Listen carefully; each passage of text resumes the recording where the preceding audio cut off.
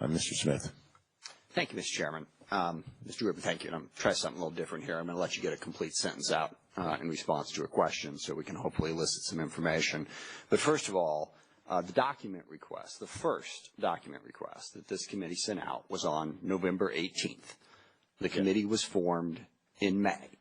So, sorry, my math's a little off here between May and November. That's 5 or 6 months before the committee made a document request. Now, the chairman would have everybody believe that they've been begging for documents from day one and you've been stonewalling them, and that's the only reason we can't proceed.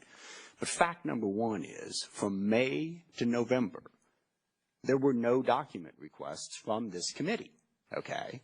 If we're not interested in dragging it out, that just boggles the mind that you wouldn't make a document request. Now, putting aside for the moment that there have been 9 separate investigations. And gosh, I don't even know if anyone could count up the number of document requests that you have received from those 9 separate investigations or the number of documents that you have in fact provided.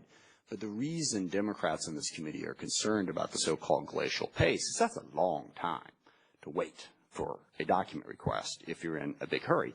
The second interesting thing about the little back and forth right there is, as near as I could tell, and it was hard because you were being cut off so constantly, you have not said no to any request to interview a witness. Is that not correct? That is correct.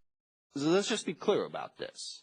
This stonewalling effort that the chairman just described includes a situation where you have never said no to an interview request.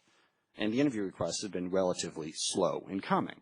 So maybe we will get to the point where you do say no. You were making the legal point, and I'm ranking member on the Armed Services Committee, and we've been through this with investigations before, where the Justice Department always gets a little queasy when somebody else wants to interview a witness. As a former prosecutor, I know Mr. Gowdy would have felt the same way if someone had come in and said, hey, can I talk to your witness? You always get a little nervous about it, but it doesn't mean that you don't do it. And I just want the record to be very, very clear here. The State Department has not said no. Now, if we get to the point where they do, then we can have a conversation about it. So that whole little back and forth to sort of create the illusion that the reason the committee is moving so slowly is because of your unwillingness is very unfair to you and very unfair to the State Department. There may come a time in this committee's investigation when you are being uncooperative, and then we can have that conversation. We ain't there yet. And these are the issues that Mr. Cummings raised that gives us a concern. Why was this committee formed in the first place? Now, one of the things that I really want to make clear for Mr. Gowdy is he's never going to get every single question answered, and he's never going to get every single document. I've been a legislator for 24 years, prosecutor for a little time. I have not yet encountered the event in human history where every question gets answered. It's frustrating, it's irritating, because part of it is if you interview all 6 of those witnesses, you get 6 different stories, and then you can't figure out how to reconcile them. We are not going to get every single question answered. And to lay that promise out to the families involved, to the people whose lives were destroyed by this, that somehow we're going to answer every when no other investigative committee in the history of the world has ever been able to answer every question, I think is unfair. That's not what we're doing. We have 9 separate investigations that have been done. So what the Democrats are concerned about on this committee is whether or not this committee has a clear purpose, okay? Or is that purpose purely political and partisan? Because the other thing that I'm readily going to admit is that Benghazi was an awful incident in our nation's history. And the people who are in charge when it happened, you know, they've got to feel very, very bad about it happening. It is the nature of being the president that bad things happen on your watch. When George W. Bush was president, 9/11 happened. When Bill Clinton was president, Somalia, among other things, happened. 18 dead Americans. When Ronald Reagan was president, we had 2 suicide bombings in Beirut. Jimmy Carter went through the Iran hostage crisis. There is no question that Benghazi is a bad, bad incident in the Obama administration. It has always been my suspicion that the purpose of this is to focus on that bad incident as much as possible for partisan and political reasons. Now, we gave them the benefit of the doubt. Said, okay, let's see. Formed in May, no document request until November 18th. We're in January. We don't have a vote on the rules. We get occasionally a loose timeline for the interview that seems to want to drag it out as close to 2016 as possible. Look, if we want to do honor to these families, then let's do a realistic investigation. And then we have the final fact. I'm sorry, Mr. Chairman, it is not just people that you ran into on an airplane and didn't tell us. There were specific witnesses that were interviewed by the Republican majority, and they didn't tell the Democrats. And in a couple of instances, those witnesses contradicted the information the majority was seeking. Again, information not provided to us. Now, I serve as the ranking member on the Armed Services Committee, and Buck McKeon and I, when he was chair, and now Mr. Thornberry and I, we've had our disagreements. But I'll tell you, there's never been anything like that, where, evidence on the other side we just sort of exclude from the minority party. All of those facts add up to this being a partisan and political investigation. Now, if we want to change that and actually start trying to work together, that would be wonderful. But as our ranking member pointed out, after we raised these issues of interviewing witnesses and not telling Democrats, not only wasn't it changed, you're attempting to write it into the rules of the committee that would be permissible. So that is our concern. The slow pace of this, again, we started in May. We had our first document request in November, interviewing witnesses without including Democrats.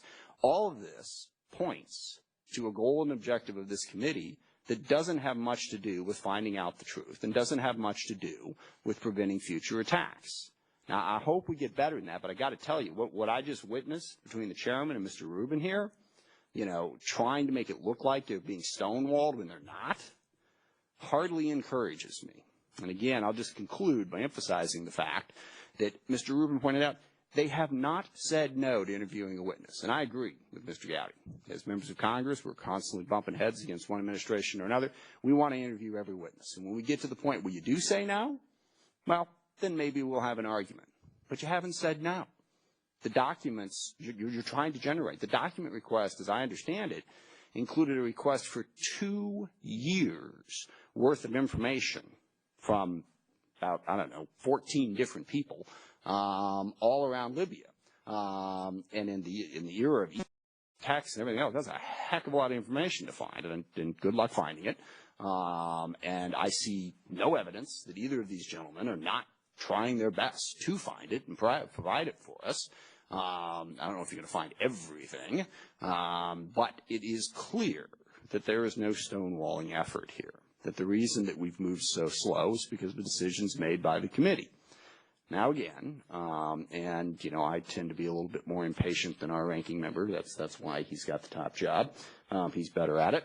For me, about a week ago when I learned about all this stuff, it was, time to say, hey, what's the point? What are we doing here? But Mr. Cummings is a patient and thorough man. And if the committee will now begin to include us in these things, stop accusing the State Department of stonewalling when they're not, and pick up the pace a little bit, I guess it is still possible this committee could serve the purpose that it stated. And yes, we have all read what the Republican majority voted for in creating this commission. They want everything. It's going to take time to get everything, I would imagine. But the mere fact that the House of Representatives, controlled by the Republicans, voted for this doesn't change the possibility that it is more of a partisan political investigation than a legitimate effort to find the truth. So I hope some of those things change. And number one, the top of the list, and I'll just close with this, it's got to be bipartisan.